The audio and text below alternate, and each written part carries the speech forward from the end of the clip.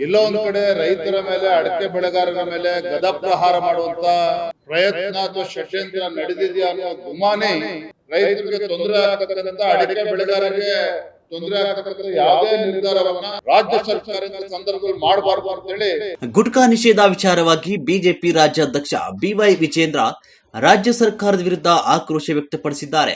Gutka ban ಮಾಡುವ ಮೂಲಕ CM ರೈತರ ಮೇಲೆ ಗದಾಪ್ರಹಾರ ಮಾಡ್ತಿದ್ದಾರೆ ಅಂತ ಆರೋಪಿಸಿದ್ದಾರೆ. ಮಲೆನಾಡು ಹಾಗೂ ಕರಾವಳಿ ಭಾಗದಲ್ಲಿ ಹೆಚ್ಚಿನ ಪ್ರಮಾಣದಲ್ಲಿ ಅಡಿಕೆ ಬೆಳೆಯಲಾಗ್ತಾ ಇದೆ. ರಾಜ್ಯದಲ್ಲಿ ಸುಮಾರು 9.49 ಲಕ್ಷ ಹೆಕ್ಟೇರ್ ಪ್ರದೇಶದಲ್ಲಿ ಅಡಿಕೆ ಬೆಳೆಯಲಾಗ್ತಾ ಇದ್ದು, ದೇಶದ ಒಟ್ಟು ಅಡಿಕೆ ಉತ್ಪಾದನೆಯಲ್ಲಿ ರಾಜ್ಯದ ಪಾಲು 76% ಅಂತ ಬಿವೈ ವಿಜೇಂದ್ರ ಹೇಳಿದ್ದಾರೆ. ಇಡೀ ದೇಶದಲ್ಲಿ ಸುಮಾರು 9,49,000 ಹೆಕ್ಟೇರ್ ಪ್ರದೇಶದಲ್ಲಿ ಅಡಿಕೆನ ಬೆಳೆಯುವಂಥದ್ದು. ಇದರಲ್ಲಿ ಸುಮಾರು 6,76,940 ಹೆಕ್ಟೇರ್ಸ್ ಅಷ್ಟು ಕರ್ನಾಟಕ ರಾಜ್ಯದಲ್ಲಿ ಅಡಿಕೆನ ಬೆಳೆಯುವಂಥದ್ದು.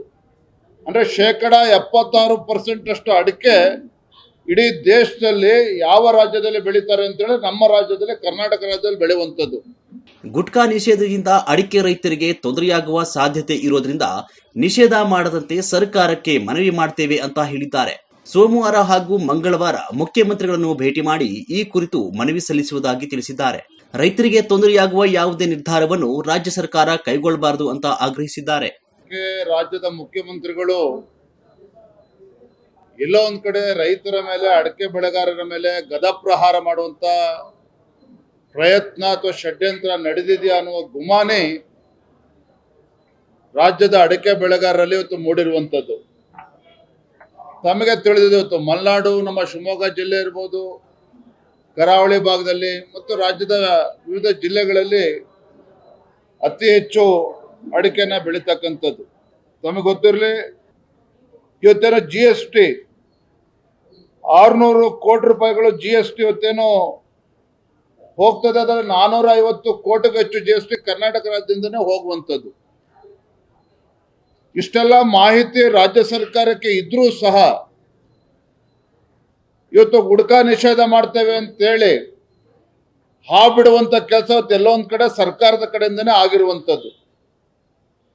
ಅಡಕೆ ಬೆಳೆಗಾರರಲ್ಲಿ ಭಯ ಹುಟ್ಟಿಸುವಂತ ಕೆಲಸ ಇವತ್ತು ಮಾಡ್ತಾ ಇದ್ದಾರೆ. ನಾನಿವತ್ತು ನಮ್ಮ ಅರ್ಗ ಜ್ಞಾನೇಂದ್ರಣ್ಣ ಅವರು, ನಮ್ಮ ಹರೀಶ್ ಪೂಂಜಾ ಅವರು, ನಮ್ಮ ಮಲೆನಾಡು ಮತ್ತು ಎಲ್ಲ ಶಾಸಕರಲ್ಲೂ ಕೂಡ ಚರ್ಚೆಯನ್ನು ಕೂಡ ಮಾಡಿದ್ದೇನೆ. ಮಾನ್ಯ ಮುಖ್ಯಮಂತ್ರಿಗಳ ಕಾರ್ಯದರ್ಶಿ ಜೊತೆ ಕೂಡ ಚರ್ಚೆ ಮಾಡಿ ಸೋಮವಾರ ಅಥವಾ ಮಂಗಳವಾರ ಸಮಯವನ್ನ ನಿಗದಿ ಮಾಡಬೇಕು. ನಮ್ಮ ಕ್ಯಾಂಪ್ಕೋ ಮತ್ತು ನಮ್ಮೆಲ್ಲ ಸಂಘದ ಅಧ್ಯಕ್ಷರು ಎಲ್ಲರೂ ಕೂಡ ಬರ್ತಾರೆ. ಒಂದು ನಿಯೋಗ ಬರ್ತದೆ. ನಿಯೋಗಕ್ಕೆ ಒಂದು ಸಮಯವನ್ನು ಕೂಡ ಕೊಡಬೇಕು ಅಂತೇಳಿ ನಾನು ಮುಖ್ಯಮಂತ್ರಿಗಳ ಅವರ ಕಾರ್ಯದರ್ಶಿಯಲ್ಲಿ ಕೂಡ ನಾನು ಹೇಳಿದ್ದೇನೆ. ಹಾಗಾಗಿ ಸೋಮವಾರ ಅಥವಾ ಮಂಗಳವಾರ ಭೇಟಿ ಮಾಡ್ತೇವೆ. ಈ ರೀತಿ ರೈತರಿಗೆ ತೊಂದರೆ ಆಗ್ತಕ್ಕಂಥ, ಅಡಿಕೆ ಬೆಳೆಗಾರರಿಗೆ ತೊಂದರೆ ಆಗ್ತಕ್ಕಂಥ ಯಾವುದೇ ನಿರ್ಧಾರವನ್ನ ರಾಜ್ಯ ಸರ್ಕಾರ ಅಂತ ಸಂದರ್ಭದಲ್ಲಿ ಮಾಡಬಾರ್ದು ಅಂತೇಳಿ ತಮ್ಮ ಮುಖ್ಯನ ನಾನು ಮತ್ತೊಮ್ಮೆ ಆಗ್ರಹನ ಪಡಿಸ್ತಾ ಇದ್ದೇನೆ. ರಾಜ್ಯದ ಮುಖ್ಯಮಂತ್ರಿಗಳು ಎಲ್ಲೋ ಒಂದ್ ಕಡೆ ರೈತರ ಮೇಲೆ, ಅಡಕೆ ಬೆಳೆಗಾರರ ಮೇಲೆ ಗದಾಪ್ರಹಾರ ಮಾಡುವಂತ ಪ್ರಯತ್ನ ಅಥವಾ ಷಡ್ಯಂತ್ರ ನಡೆದಿದೆಯಾ ಅನ್ನುವ ಗುಮಾನಿ ರಾಜ್ಯದ ಅಡಕೆ ಬೆಳೆಗಾರರಲ್ಲಿ ಇವತ್ತು ಮೂಡಿರುವಂತದ್ದು. ತಮಗೆ ತಿಳಿದಿದೆ, ಇವತ್ತು ಮಲೆನಾಡು, ನಮ್ಮ ಶಿವಮೊಗ್ಗ ಜಿಲ್ಲೆ ಇರ್ಬೋದು, ಕರಾವಳಿ ಭಾಗದಲ್ಲಿ ಮತ್ತು ರಾಜ್ಯದ ವಿವಿಧ ಜಿಲ್ಲೆಗಳಲ್ಲಿ ಅತಿ ಹೆಚ್ಚು ಅಡಿಕೆನ ಬೆಳೀತಕ್ಕಂಥದ್ದು. ತಮಗೆ ಗೊತ್ತಿರಲಿ, ಇವತ್ತೇನೋ GST 600 ಕೋಟಿ ರೂಪಾಯಿಗಳು GST ಇವತ್ತೇನೋ ಹೋಗ್ತದೆ. ಅದರಲ್ಲಿ 450 ಕೋಟಿಗೂ ಹೆಚ್ಚು GST ಕರ್ನಾಟಕ ರಾಜ್ಯದಿಂದನೇ ಹೋಗುವಂಥದ್ದು. ಇಷ್ಟೆಲ್ಲ ಮಾಹಿತಿ ರಾಜ್ಯ ಸರ್ಕಾರಕ್ಕೆ ಇದ್ರೂ ಸಹ ಇವತ್ತು ಗುಟ್ಕಾ ನಿಷೇಧ ಮಾಡ್ತೇವೆ ಅಂತೇಳಿ ಬಿಡುವಂತ ಕೆಲಸ ಎಲ್ಲೋ ಒಂದ್ ಕಡೆ ಸರ್ಕಾರದ ಕಡೆಯಿಂದನೇ ಆಗಿರುವಂಥದ್ದು. ಅಡಕೆ ಬೆಳೆಗಾರರಲ್ಲಿ ಭಯ ಹುಟ್ಟಿಸುವಂತ ಕೆಲಸ ಇವತ್ತು ಮಾಡ್ತಾ ಇದ್ದಾರೆ. ನಾನಿವತ್ತು ನಮ್ಮ ಅರ್ಗ ಜ್ಞಾನೇಂದ್ರಣ್ಣ ಅವರು, ನಮ್ಮ ಹರೀಶ್ ಪೂಂಜಾ ಅವರು, ನಮ್ಮ ಮಲೆನಾಡು ಮತ್ತು ಎಲ್ಲ ಶಾಸಕರಲ್ಲೂ ಕೂಡ ಚರ್ಚೆಯನ್ನು ಕೂಡ ಮಾಡಿದ್ದೇನೆ.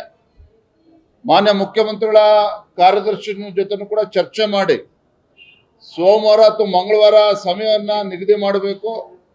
ನಮ್ಮ ಕ್ಯಾಂಪ್ಕೋ ಮತ್ತು ನಮ್ಮೆಲ್ಲ ಸಂಘದ ಅಧ್ಯಕ್ಷರು ಎಲ್ಲರೂ ಕೂಡ ಬರ್ತಾರೆ. ಒಂದು ನಿಯೋಗ ಬರ್ತದೆ. ನಿಯೋಗಕ್ಕೆ ಒಂದು ಸಮಯವನ್ನು ಕೂಡ ಕೊಡಬೇಕು ಅಂತೇಳಿ ನಾನು ಮುಖ್ಯಮಂತ್ರಿಗಳ ಅವರ ಕಾರ್ಯದರ್ಶಿಯಲ್ಲಿ ಕೂಡ ನಾನು ಹೇಳಿದ್ದೇನೆ. ಹಾಗಾಗಿ ಸೋಮವಾರ ಅಥವಾ ಮಂಗಳವಾರ ಭೇಟಿ ಮಾಡ್ತೇವೆ. ಈ ರೀತಿ ರೈತರಿಗೆ ತೊಂದರೆ ಆಗ್ತಕ್ಕಂಥ, ಅಡಿಕೆ ಬೆಳೆಗಾರರಿಗೆ ತೊಂದರೆ ಆಗ್ತಕ್ಕಂಥ ಯಾವುದೇ ನಿರ್ಧಾರವನ್ನ ರಾಜ್ಯ ಸರ್ಕಾರ ಅಂತ ಸಂದರ್ಭದಲ್ಲಿ ಮಾಡಬಾರ್ದು ಅಂತೇಳಿ ತಮ್ಮ ಮುಖೇನ ನಾನು ಮತ್ತೊಮ್ಮೆ ಆಗ್ರಹನ ಪಡಿಸ್ತಾ ಇದ್ದೇನೆ.